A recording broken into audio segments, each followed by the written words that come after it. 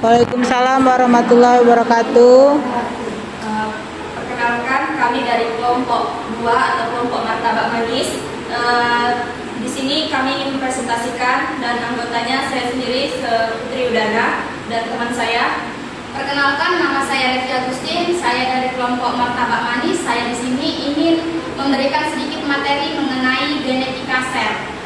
Sebelum presentasi kami mulai, kami ada sebuah yel-yel. Oh ame-ame, belalang kupu-kupu, kelompok martabak manis, itu yang paling seru. Oh ame-ame, belalang kupu-kupu, kelompok martabak manis, itu yang paling lucu. Sing tenang, sing slow. Bu LT nih bos, senggol dong. Beri tepuk tangan.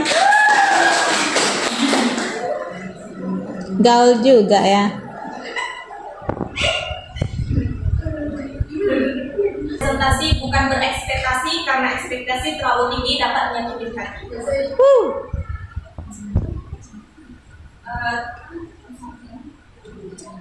Selamat siang kawan-kawan semua. Berdirinya saya di sini untuk mempresentasikan hasil diskusi kami, bukan untuk mengungkapkan perasaan saya ke dia, karena saya tahu kita hanya menganggap dia teman.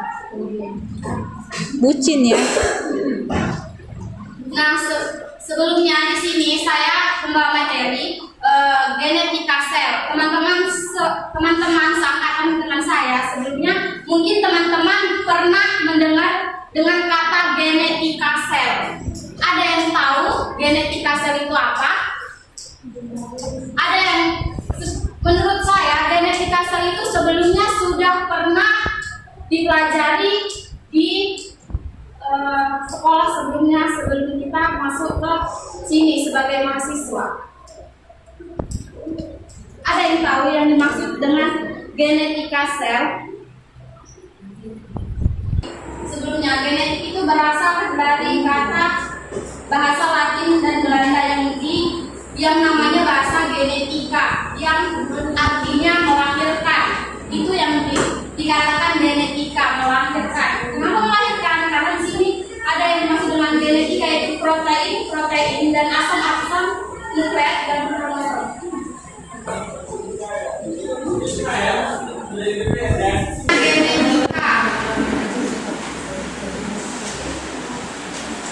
Genetika atau yang bisa dikatakan genetik.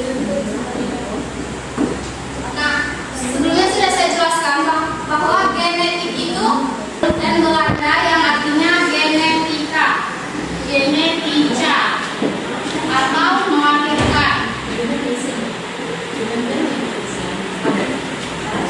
Di dalam genetika ada dua bagian substansi gen.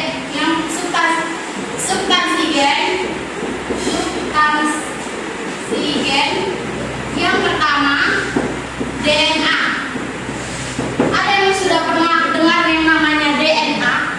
Mungkin pelajaran sebelumnya ini pernah menyinggung mengenai DNA. Pernah dikatakan DNA adalah salah satu asam nukleat yang memiliki kemampuan pewaris sifat. Yang maksudnya pewaris sifat itu tugas utamanya membawa materi genetik dari satu generasi ke generasi selanjutnya atau berikutnya. Yang kedua, ada RNA. Yang dinamakan RNA adalah hampir sama dengan DNA, tapi hanya terdiri dari satu rantai yang tidak panjang. Dari DNA ini ada yang dikatakan basa purin. Ada basa purin dan basa pirimidin.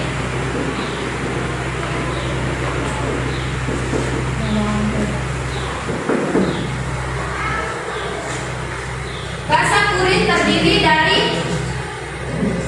adenin atau inisial A dan guanin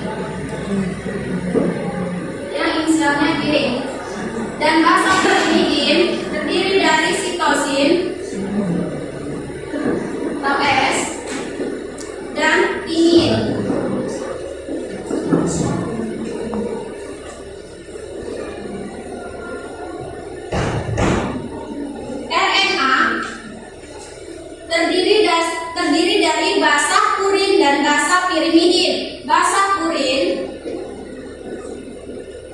Basa urin sama terdiri adenin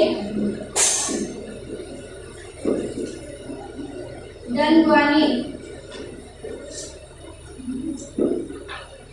Yang beda di basa pirimidin.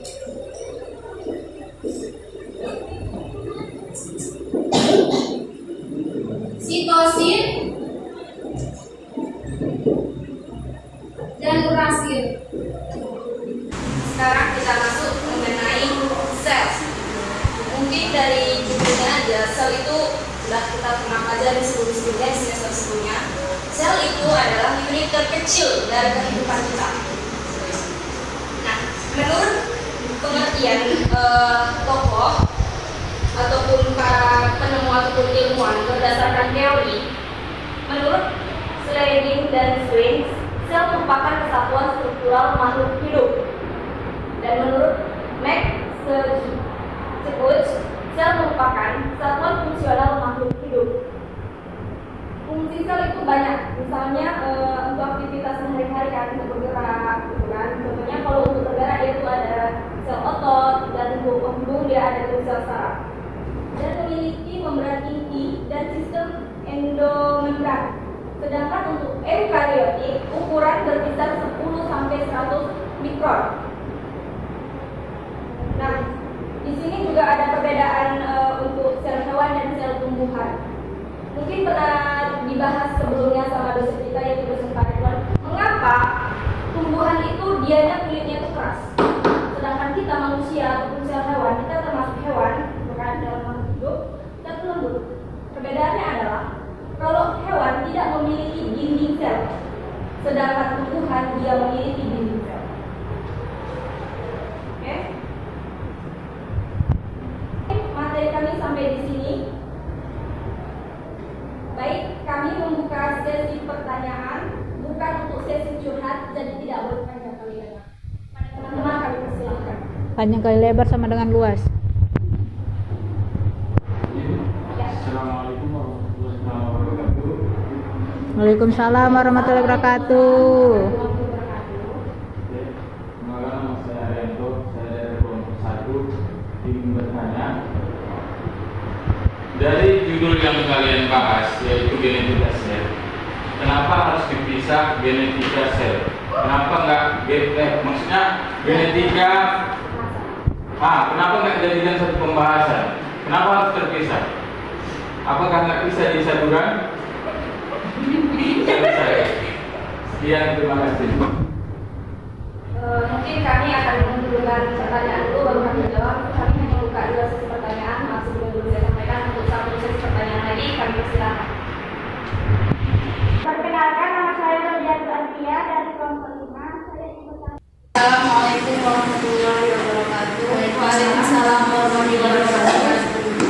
Perkenalkan, nama saya Hidayah dan saya dari kelompok 3 ingin bertanya kepada kelompok 1, kelompok 2.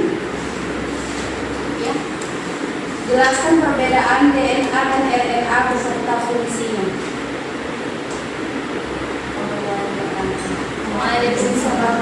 Assalamualaikum warahmatullahi wabarakatuh. Waalaikumsalam warahmatullahi wabarakatuh. Saya mewakili kelompok 4 ingin bertanya kepada kelompok 2. Pertanyaannya adalah mengapa RNA dan fosfolipid dianggap sebagai cikal bakal kehidupan?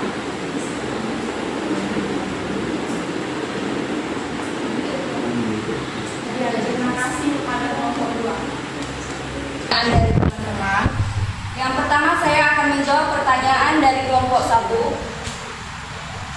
Apa alasan mengapa materi genetika dan sel dipisah? Sebenarnya tidak dipisah, cuma kami menjelaskan satu persatu agar jelas.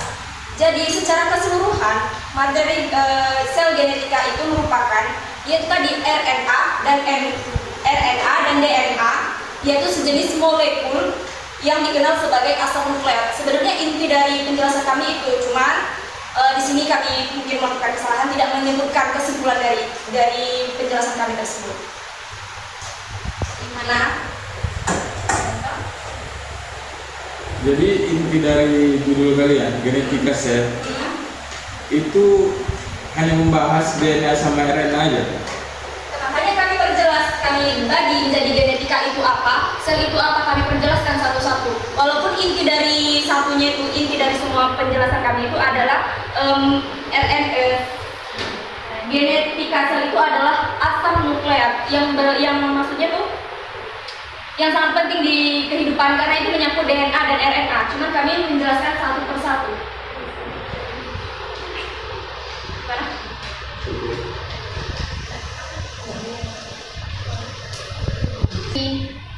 Dari kelompok 1, dari kelompok 2 ingin menjawab pertanyaan dari Nur Hidayah Malam yang tadi jelaskan perbedaan DNA dan RNA dan fungsinya. Ya. Nah, di sini yang dikatakan DNA, mungkin di PPT sebelumnya udah ada perbedaannya kan? Di sini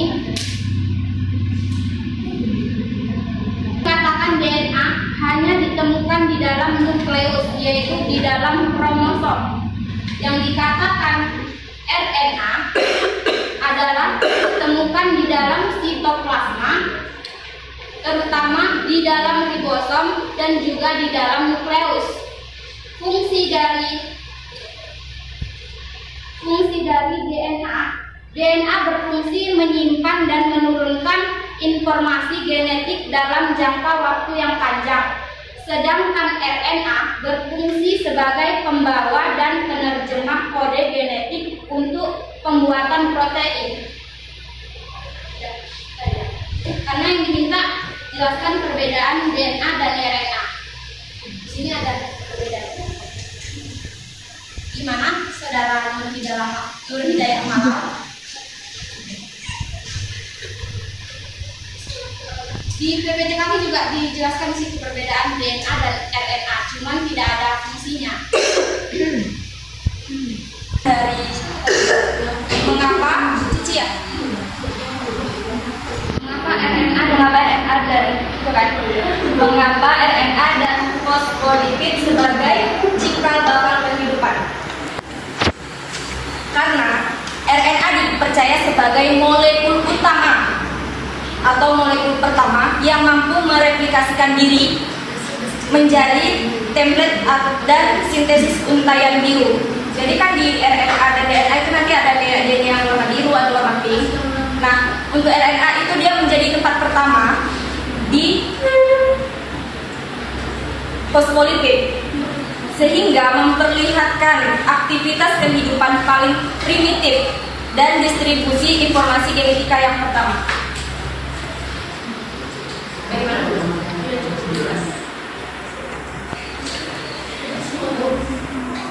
Di sini akan menjawab pertanyaan dari Rodiatul Adrian. Bagaimana informasi genetika didistribusikan dalam tingkat sel? Transmisi gen atau DNA dari sel generasi satu ke sel generasi berikutnya merupakan proses replikasi. Informasi dalam DNA diubah menjadi informasi bentuk lain dan didistribusikan ke bagian-bagian sel atau lingkungan sel melalui proses transkripsi atau pembentukan RNA dan translasi atau sintesis protein.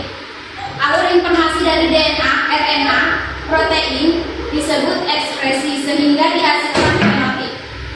Bagaimana dengan Rodia? Sudah jelas? Ada yang kurang atau ingin dipertanyakan dengan kami?